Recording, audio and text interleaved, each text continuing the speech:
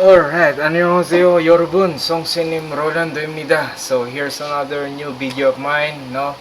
And I'm excited to share this one. No, it's gonna be different, no? I'm trying to concentrate po ng giving you more tips about sa EPS topic exam, no? So hopefully grammar ganito. So I'm sorry sa mga nag-aabang ng basic, no? It's very easy to learn basics, no? I cannot siguro try natin mag-upload ng mga ilang basics po. Okay, anyways, yan, other than sharing videos nowadays, no, I've been sharing a lot of things online also. Now po I'm not doing any traditional class anymore. I'm doing an online based tutorial system po, no. Right now I have a lot of students also. I keep sharing things sa aking mga previous students sa traditional.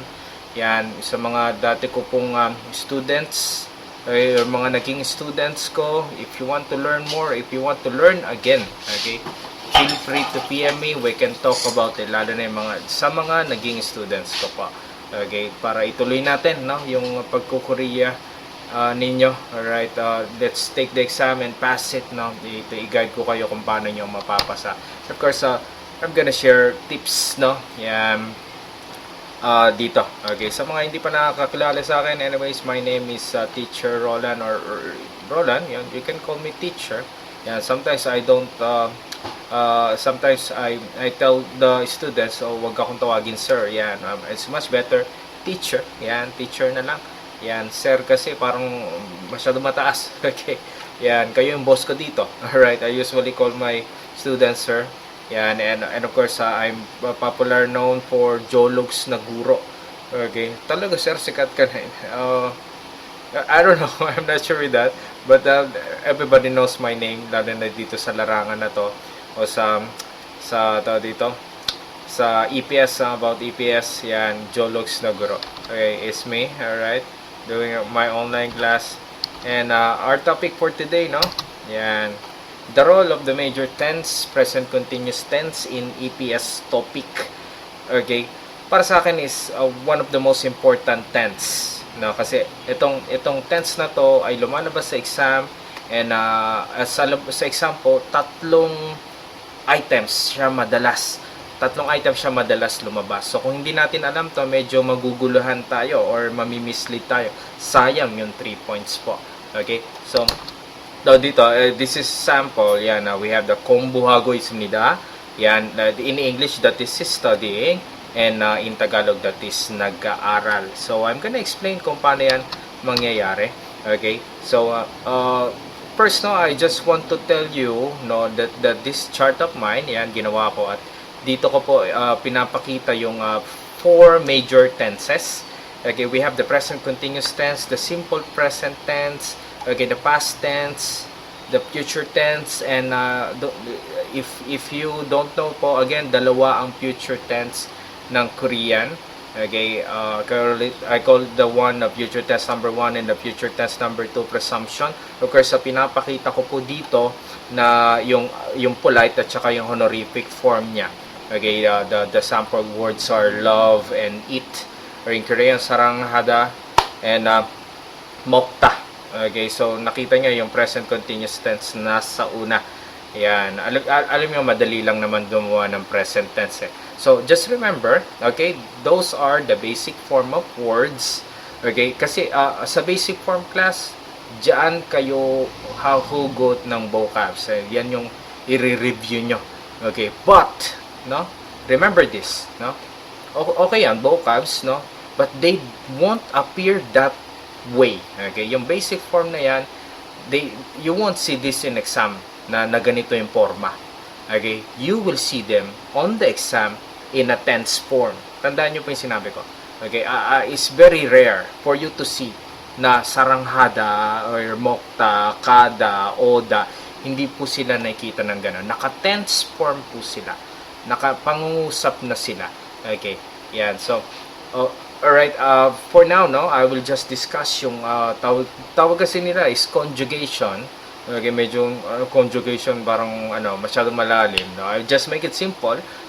Yung transformation nung basic form o nung verb into present continuous. Tuturo ko sa inyo. Okay? Let's check this out. Now, yan, here's my explanation. Now, present continuous tense, in English, they call it the ing form. Now, I explain it in Tagalog, na isa sa pinakamalagang tense sa lahat ay ang pangkasalukuyang hindi tapos. I'm not sure sa pangkasalukuyan di tapos. Okay, so, parang dinescribe lang natin na ng ganun. No? Ito ay ito ay mga pandiwa na ginagawa na walang sinabi na hindi pa natatapos. Okay? Yan, so halimbawa, yan, like what we are doing right now, we are living, okay, nabubuhay sa Tagalog. And right now, we are studying, okay, nag-aaral, and of course, sa mga nagtatrabaho, you are working.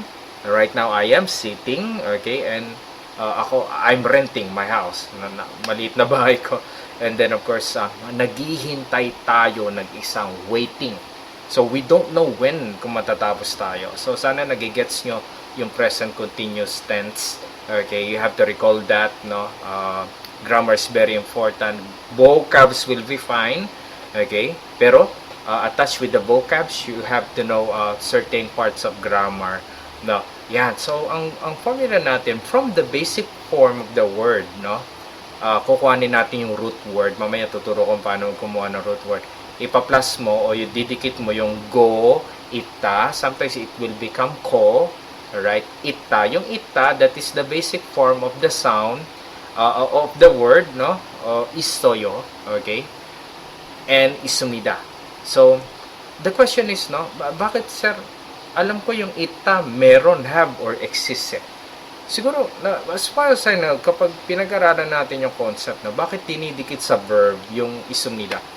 Kasi kung titingnan mo, you are working, no? The existence ka dun sa ginagawa mo, nagbo-work ka. Okay, ikaw ay nagtatrabaho. Meron kang trabaho. Ganun, parang ganun, no? Meron kang trabaho. So, parang kinonect nila yung isumnida kasi yun ang existing mo na ginagawa. Okay, kaya siguro nila dinikit yung isumnida dito. Okay, so, is hard, no? Parang ang gulo mo, sir, okay? Pero, intindihin nyo, no? Kasi ang meaning ng ita or isumnida nga is mayroon in Tagalog, or in English is have or existence. Okay? Para sa akin, the logic is nandun ka sa bagay na ginagawa mo yan. You're existing on what you are doing that time. Okay? Ito nga. Ayan, we are studying. Okay? Nandito tayo sa pag-aaral ngayon. Okay? Parang ganun yung yung nakikita kong logic, why is sumnida. Okay? Kasi baka pag nakita nyo to, akalain nyo na isumnida na have, na kung hindi nyo alam yung tense na ito. So, better na alam natin to. Okay, so we have the word sleep, or sa Tagalog tulog. In Korean, we call it chada. Chada. Okay, not jada. It's never jada. Last no, it's chada. Per syllable rule. Chada. Okay, pag kinuha natin yung root word class, you have to remove the da. Okay, pag niremove mo yung da, of course, we have the word cha. Okay, cha. And then, of course, didikit natin yung go, ita. Alright, gawin natin honorific. Chago isumnida. Okay? Ang meaning niya ay sleeping or natutulog po. Okay? I cited an example here. Kunyo는 chago isumnida. Yan, sabi niya, she is sleeping. By the way, kunyo is she. Nun is a topic particle or topic marker na yun ang pinag-uusapan natin. Sinong natutulog? Siya. Okay? Sa Tagalog kasi wala tayong she. No, rekta tayo sa siya. So guys, sa Korean, they have ku and kunyo for he and she. Right, another example here is study, aral. We call it 공부하다. Okay, when we get the root word, okay, you have to remove again yung da. Okay, pagka-remove mo ng da, so is 공부하. Okay, didikit natin yung go, 있습니다. Okay, 공부하고 있습니다. Yan, I cited here a sentence, no? By the way, 공부하고 있습니다. Study, nag-aaral ho. Okay, so ho, alright, for me, my interpretation of honorific form in Korean to Tagalog, ano ba yung nida, no? Is simply like ho. Okay, so as far as ang ho, ang pinakamataas na klase ng paggalang ng paninilita. When I talk to my mom and my dad talaga, nanay ko, tsaka tatay ko. When I talk to my nanay, no, ho or my dad is ho, no? So, in other province yata, hindi. Baliktad. Okay? I'm not sure with that. Okay, anyways, 저는 한국말을 공부하고 있습니다. 저는 한국말을 공부하고 있습니다. Yan, I am studying Korean language. Okay, Hanguk is Korea, Mal is language, Hanguk Mal Korean language, and we have Chonun, ako. Okay, Nun is the topic marker. It's something like ako ay. Okay, Korean language ng. Okay, ul is parang ng nag-aaral po.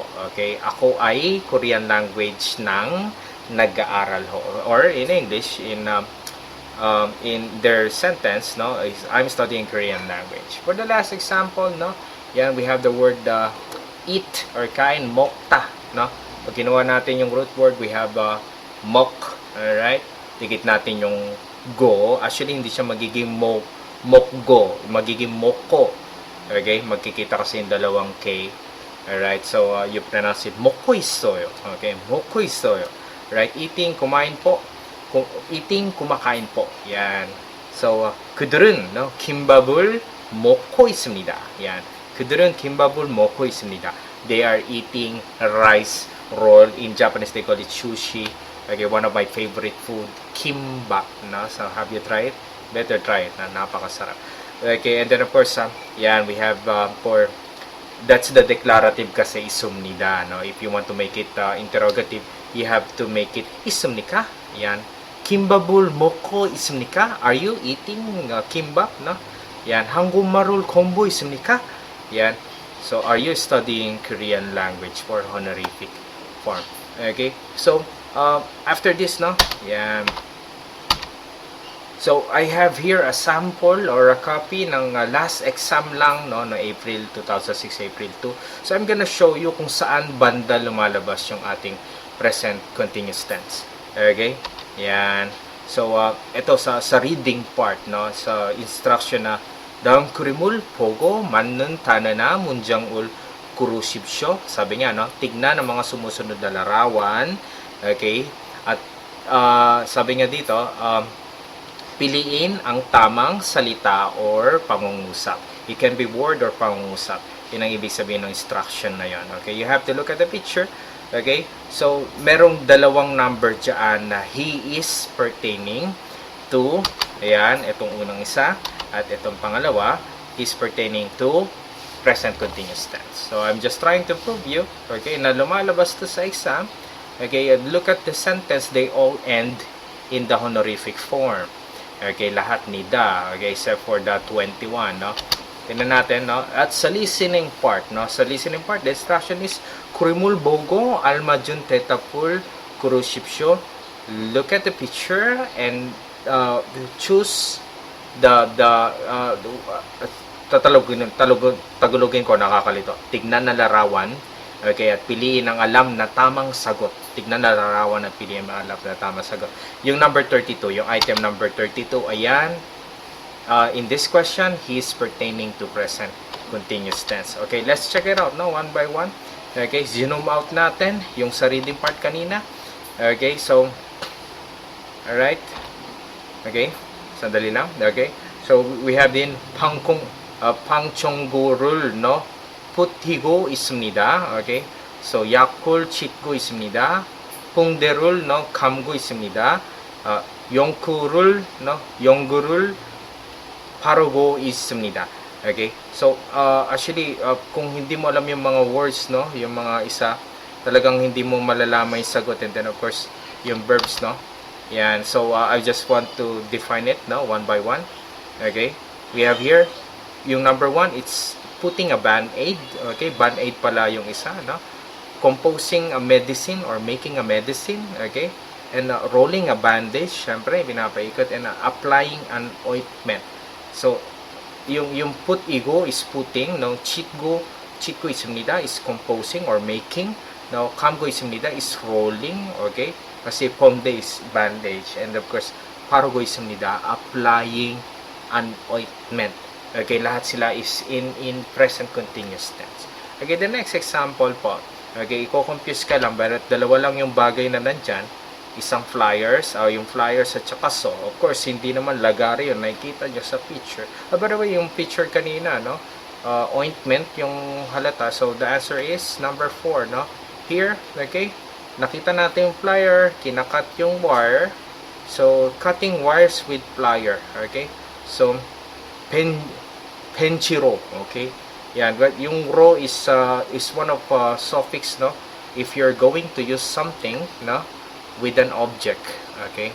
Yan, yun ang dinidikit na suffix. I'll try to discuss it later. Okay, madalas kong discuss yan sa group chat ko. Okay, so nakita niyo yung answer, no? Yan, you can post this for a while and check the answer by yourself. Okay, yan, and I'm gonna cite another one. Okay, this one, the listening part. Kanina yung reading part, ito listening part. Yan, so isaramul musul hago isumnika. Yan, one of the most popular question and most awaited question. Okay, ano bang ibig sabihin niyan? Of course, is this, saram is person, musul, muo is what, is interrogative pronoun what, hago isumnika. Okay, that you know yung ha, yung word dun yung ha is the ha in English is do. Kinunek yung go isumnida, parang lumalabas yung go isumnika parang ing. Okay, doing yan. So ang ibig sabihin nito is what is this person doing? So sa listening part, isa-isa yung bibigkasin. Okay, i-confuse ka niya, baka ibang verb yung pinag-uusapan o ibang object yung pinag-uusapan, object and verb, pero ang tamang sagot dyan is sonol shitgo isumnika. Okay, sonol shitgo shitgo tuloy. Sorry for my word. Sitko. Pag double S, hindi sa SH. Pag single H, SH. Alright? Sitko isumnida. Hindi shitgo. Or sitgo. Hindi yan K. It's both sitko isumnida. Alright? So, that is washing hands. So, kita naman, no? Ano bang sa tingin na ginagawa niya? Okay, may lababo, may faucet, may kamay, may parang t-shirt, pugot ang ulo, nakakatakot. Joke lang pa. Okay, so, again, no? So, that's the present continuous tense. It's very important for me. So, it's a must-learn thing, no? Regarding sa lahat ng conjugation, they call it conjugation or transformation. Okay? Yan, or sa tense, no, in making a tense. Alright, so again, if you want to learn, no, language with me, yan, so I have a system. I do teach online, no, yan, kung gaano katagal, I'm teaching Korean. My system is 6-week session, no. Yan, talagang ihubugin kita with the reading, and of course we're going to focus on grammar. No, ganun yung package ko, and of course I'm giving 5 solid books ko. How much? Alright, just feel free to PM me sa akin Facebook. Yan, you can call me on my landline, you can call me on my mobile phone. Alright, so thank you so much for watching. No, I hope you learned something. No, so watch out for more videos. Para updated kayo, you have to subscribe on my videos po. Alright, maraming salamat po. Have a great day po. Thank you for watching again. Don't forget to subscribe.